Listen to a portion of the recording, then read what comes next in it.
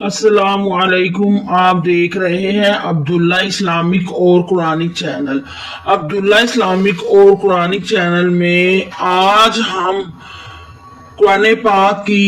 जो सूरतुल बकरा है उसकी आयत नंबर 24 जो हमने हाफ पढ़ी थी, हाफ हम आज तजवीद के साथ पढ़ेंगे। हम उम्मीद करते हैं कि आप हमारी चैनल का विजिट करके और वीडियो को देख कर कुरान पाक को जल्द अज जल्द तजवीद के साथ पढ़ना शुरू कर देंगे। तो आइए हम सबक का आगाज करते हैं। अऊज़ु बिल्लाहि मिनश शैतानिर रजीम, बिस्मिल्लाहिर रहमानिर रहीम। हम आयत को पहले तजवीद के साथ पढ़ लेते हैं। यहाँ से स्टार्ट करेंगे। कुल्लमा रुज़िक़ू मिनहा मिन समराति रिज़्क़ा क़ालू هذا الذي رزقنا من قبل وأتوا به متشابها ولهم فيها أزواج مطهرة وهم فيها خالدون۔ ایک ایک لفظ کی تجوید کریں گے۔ کاف کے اوپر پیش ہے کو، کاف کو بغیر کھینچے پڑھیں گے، مگر لام مشدد ہے، لام کے اوپر شد ہے، یہ 3 دندوں والی شد ہوتی ہے، اس لیے مشدد حرف اپنے سے پہلے متحرک حرف کے ساتھ ملا کر پڑھا جاتا ہے، ایک دفعہ اپنی حرکت کے مطابق پڑھا جاتا ہے، شدید حرف 2 دفعہ پڑھا جائے گا۔ کلا بغیر کھینچے پڑھیں گے۔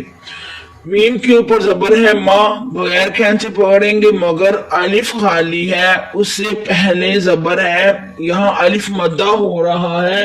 ایک الف کی مقدار کھینچ کر پڑھیں گے۔ کلما، یہ کاف بریک ہے، اس کو بریک ہی پڑھنا ہے، اس کاف کو موٹا کریں گے تو یہاں میننگ چینج ہو جائے گا، معنی چینج ہو جائے گا، آپ نے اس کو بریک ہی پڑھنا ہے، کلکلا نہیں کرنا۔ را پہ شروع رو، تو یہ جو را ہے یہ موٹا یعنی پور پڑھیں گے، را کے اوپر پیش ہے، اگر زیر ہوتی تو پھر بریک پڑھا جانا تھا۔ را کے اوپر پیش ہے، رو موٹا یعنی پور پڑھیں گے۔ زا کے نیچے جو ہے زیر ہے تو اس کو زا کو سیٹی کی تھوڑی سی آواز دیں گے، زا زیر زی، روزی۔ قاف کلکلا ہے، یہ قاف موٹا ہے، اس کو آپ نے موٹا ہی پڑھنا ہے، اگر اس قاف کو بریک پڑھیں گے تو کو کے ادھر معنی چینج ہو جائیں گے۔ اس لیے اللہ تعالی ہمیں قرآن پاک پڑھنے کا پورا اجر و ثواب دے، ہم قرآن پاک کو تجوید کے ساتھ پڑھیں گے انشاءاللہ کہ کسی لفظ کے معنی چینج نہ ہوں۔ کاف کے اوپر پیش ہے خو، کاف کو بغیر کھینچے پڑھیں گے،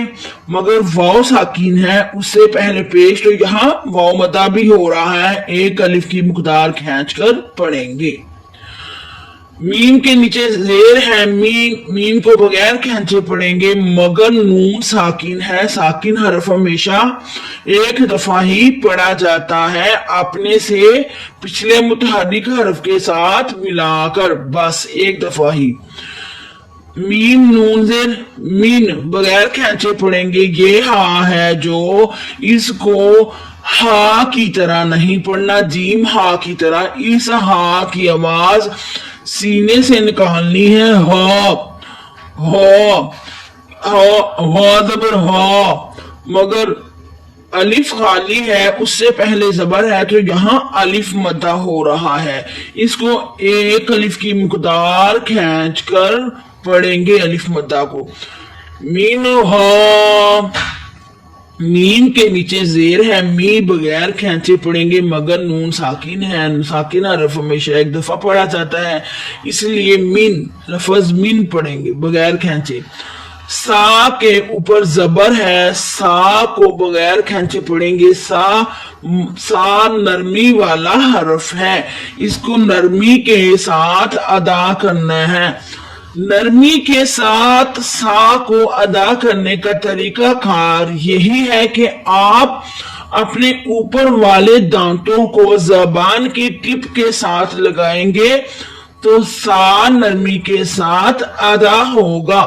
سا کے اوپر زبر ہے، سا کو بغیر کھینچے پڑھے،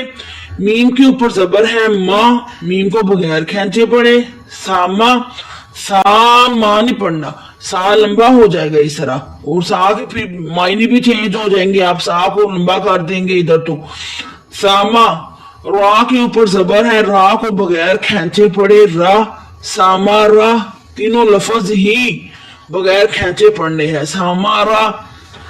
آگے پھر دیکھ رہے ہیں آپ کے نون تنوین آ رہی ہے، دو زبر دو زیر دو پیش کو نون تنوین کہتے ہیں، نون تنوین کا ہم نے خاص دھیان رکھنا ہے، نون تنوین آ رہی ہے، نون تنوین کے بعد را آ رہا ہے تو یہاں ادغام بلا غنہ ہو رہا ہے، ادغام تجوید کا ایک قاعدہ ہے، اور جو ادغام کے 6 حروف یہ یاد کیا کریں، حروف یارمانون ہے،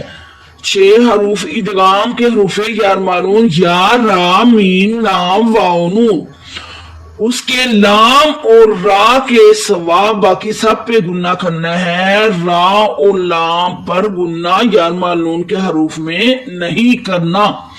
اسی لیے ہم ادھر ادغام بلا گنہ کریں گے، ہم ادھر گنہ نہیں کریں گے، تیر تیر تیر نہیں پڑھنا، تیر پڑھنا ہے آپ نے، ساکین ہے، ساکین حرف ہمیشہ ایک دفعہ ہی پڑھا جاتا ہے اپنے متحرک حرف کے ساتھ ملا کر، اس لیے را کو زا کے ساتھ ہم ملائیں گے، را زا زیر ریز زا، اب دیکھیں ادھر را کے نیچے زیر آئی ہے تو ہم نے را کو بریک پڑھا، یہ جو زا ہے اس کو سیٹی کی آواز دیں گے، ریز ریز ریز ریز نہیں پڑھنا، ریز، یہ کاف قلقلہ ہے، ہم اس کو موٹا کریں گے، اس لیے کاف کو تھوڑا سا موٹا کر کے پڑھیں، رزقا، یہ جو لام ہے، یہ لام جو ہے یہ لام الف کے معنی، یہ لام الف کے معنی نہیں کے ہیں، یہ دیکھیں نا اوپر آ گئی ہے، اوپر ہوتی ہے، اوپر استعمال کی جاتی ہے اور کہیں عبارت کے اندر ہوتی ہے تو ہرگز نہیں ٹھہرنا چاہیے، آیت کے اوپر ہو تو اختلاف ہے، یہ والا جو لام الف ہے نا اس میں اختلاف چل رہا ہے، لام الف جو عبارت کے اوپر ہو تو اختلاف ہے، بعض کے نزدیک ٹھہرنا چاہیے، بعض کے نزدیک نہیں ٹھہرنا چاہیے، تو اس لیے ٹھہرا جائے یا نہ ٹھہرا جائے اس میں مطلب میں خلل واقع نہیں ہوتا، اگر ہم ٹھہریں گے تو پھر ہم الف ہے، اگر جہاں وقف کرتے ہیں الف آ جائے تو 2 زبر ہو تو 1 زبر پڑی جاتی ہے، اگر ہم ٹھہرنا چاہتے ہیں ٹھہریں یا نہ ٹھہرے مطلب میں خلل نہیں واقع ہوگا، اگر ہم ادھر ٹھہرتے ہیں تو رزقا پڑھیں گے، 1 زبر پڑ جائیں گے، جہاں بھی وقف آتا ہے، جہاں بھی ہم وقف کرتے ہیں تو وقف سے پہلے الف مدہ ہو، یہ الف ہو، 2 زبر آ جائے تو 1 زبر کو ہم پڑھیں گے، 1 زبر کو ختم کر دیں گے، جیسے سامراتی رزقا، اس طرح یہ کاف قلقلہ ہے، اس کو ہم موٹا پڑھیں گے، ادھر الف مدہ ہو رہا ہے الف خالی اس سے پہلے زبر ایک الف کی مقدار کھینچ کر پڑھیں گے واو ساکن ہے اس سے پہلے پیش تو واو مدہ ہو رہا ہے اس کو بھی ایک الف کی مقدار کھینچ کر پڑھیں گے آگے ہاں یہ ہاں سینے کے جوڑ سے ادا ہوگا اس کے اوپر کھڑی زبر ہے کھڑی نیچے ہو تو زیر ہوتی ہے اوپر ہو تو زبر ہوتی ہے ایک الف کی مقدار کھینچ کر پڑھیں گے ہاں یہ زا نرمی والا ہے یہ زا اور یہ سا دونوں نرمی کے ساتھ ادا ہوتے ہیں ان کا طریقہ کار ایک ہی ہے جو ہم نے سام میں بتایا وہی طریقہ کار ہے یہ بھی زا کو ہم لام کے ساتھ ملا کر الف کو حذف کر دیں گے ہم وصل کریں گے وصل کے معنی کانٹیکٹ یا ملانے کے ہیں زلہ زالہ نہیں پڑھنا زلہ نرمی کے ساتھ ادا کرے آپ اوپر والے ہونٹوں کو زبان کی ٹپ کے ساتھ لگاتے ہوئے لام کو ادا کرنا ہے زلہ زلہ آگے پھر زال آ گیا پھر نرمی والا زال ہے زال زیر زی زلذی مگر یا ساکن ہے اس سے پہلے زیر تو یہاں یا مدہ ہو رہا ہے ایک الف کی مقدار کھینچ کر پڑھیں گے ہاذلذی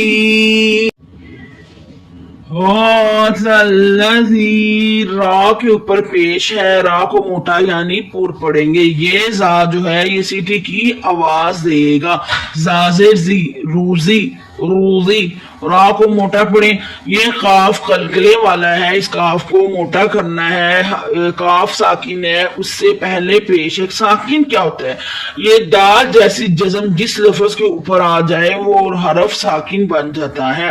ساکن حرف ہمیشہ ایک دفعہ پڑھا جاتا ہے ایک دفعہ اپنے سے پچھلے متحرک حرف کے ساتھ ملا کر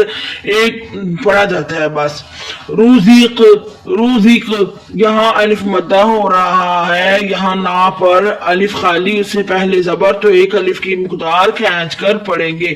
روزیقنا اتنے لفظ میں اب آپ نے غور کرنا ہے کہ کیا کیا ہم نے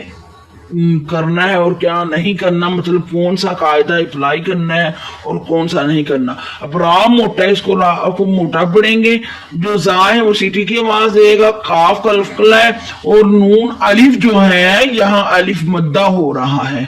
دیکھیں ہر جگہ پہ ہی ہر قاعدہ اپلائی ہو رہا ہے ہم نے اس طرح ہر جگہ پر ہر قاعدے کو اپلائی کرتے ہوئے پڑھنا ہے یہی تجوید ہے روزیقنا میم کے نیچے زیر ہے می بغیر کھینچے پڑھیں گے مگر نون ساکن ہے نون ساکن کا بھی ہم نے فل دھیان کرنا ہے نون ساکن کے بعد اب قاف آیا ہے قاف یہاں اخفا ہو رہا ہے قاف حرف اخفا میں سے ہے یہاں ہم غنہ کریں گے من قب یارما نون میں سے کوئی لفظ آیا نون ساکن کے بعد تو پھر یارما نون میں سے لفظ آتا تو ادغام ہو جانا تھا نون ساکن کے بعد نہ تو اظہار میں سے کوئی لفظ آیا حمزہ عین غین خا کوئی لفظ نہیں آیا اظہار میں سے تو اگر نون ساکن کے بعد اظہار میں سے کوئی لفظ آ جاتا حروف حلقی کہتے ہیں اظہار کے لفظوں کو تو وہاں ہم نے گنہ نہیں کرنا تھا اب یہ دونوں نہیں آئے تو میم ساکن کے بعد نون ساکن کے بعد قاف آیا تو پھر اخفا ہی ہوگا اخفا میں ہم گنہ کریں گے با ساکن ہے با ساکن اس لیے اب ساکن حرف ایک دفعہ ہی پڑھا جاتا ہے اپنے متحرک حرف کے ساتھ ملا کر قاف کو با کے ساتھ جب ہم ملائیں گے تو قاب لفظ بنے گا قاب قاف کو قلقلہ کرتے ہوئے پڑھیں لام کے اوپر پیش ہے لو بغیر کھینچے پڑھیں گے قابلو قابلو اس لفظ کو اس طرح ادا کریں قابلو اس لام الف کی ہم نے ڈیفینیشن جو ہے وہ پیچھے بیان کی ہے اس لیے آپ اس کو یاد رکھیں واو کے اوپر زبر ہے واو بغیر کھینچے پڑھیں گے حمزہ کے اوپر پیش ہے او بغیر کھینچے پڑھیں گے واو یہ حمزہ کیسے بنائیے تو الف ہے جب اس کے اوپر کوئی حرکت لگ جاتی حرکت کیا ہے زبر زیر پیش ہے جب حرکت لگ جاتی ہے تو یہ الف حمزہ بن جاتا ہے وہ او تو پہ آپ دیکھ رہے ہیں تاپش تو टू को बगैर खींचे पढ़ेंगे मगर वाव साकिन है उससे पहले पेश, तो यहाँ वाव मद्दा हो रहा है, एक अलिफ की मुकदार खींच कर पढ़ना है। वाउतू, बा के नीचे जेर है, बी बगैर खींचे पढ़ेंगे इसलिए हा जो है खड़ी जेर है, तो इसको एक अलिफ की मुकदार खींच कर पढ़ेंगे। बी ही, मीम के ऊपर पेश है, मुंह बगैर खींचे पढ़ेंगे, ता के ऊपर जबर है, ता बगैर खींचे पढ़ेंगे मूता। शीन की आवाज फैलती हुई महसूस होती है, शीन। इधर अलिफ मद्दा भी हो रहा है, शाप, और आप देख रहे हैं अलिफ खाली उससे पहले जबर, तो एक अलिफ की मुकदार खींच कर पढ़ेंगे। मुतशा, बाकी नीचे जेर है, बी बगैर खींचे पढ़ेंगे। ये हा सीने के जोर से हम दा करेंगे, मुतशा भी हा, मगर ये तोए जो है ये वक्फे मतलब की अलामत है, मगर ये अलामत वहां होती है जहां मतलब तमाम नहीं होता, पूरा नहीं होता। बात कहने वाला अभी कुछ और कहना चाहता है, अगर ना ठहरा जाओ तो एहतमाल है कि मतलब कुछ का कुछ हो जाएगा। इसकी मिसाल उर्दू में इस तरह देंगे हम, किसी को ये कहना हो कि उठो मत बैठो, जिसमें उठने का अमर होता है और बैठने की नहीं होती है, तो उठो पर ठहरना लाजम है, अगर ठहरा ना जाए तो उठो मत हो जाएगा और बैठो जो है वो हो जाएगा। इसीलिए इधर ठहरना लाजम है मगर वक्फ आ रहा है, हमने पहले भी इधर पढ़ा है, जहां वक्फ आए उससे पहले अलिफ मद्दा हो, जहां वक्फ आए उससे पहले अलिफ हो, दो जबर हो तो एक जबर को हम पढ़ लेंगे। जैसे ये दो जबर है, अलिफ भी आ रहा है, वक्फ भी है, तो हम एक जबर को पढ़ सकते हैं। मुतशाबिहा, वाव के ऊपर जबर है, वाव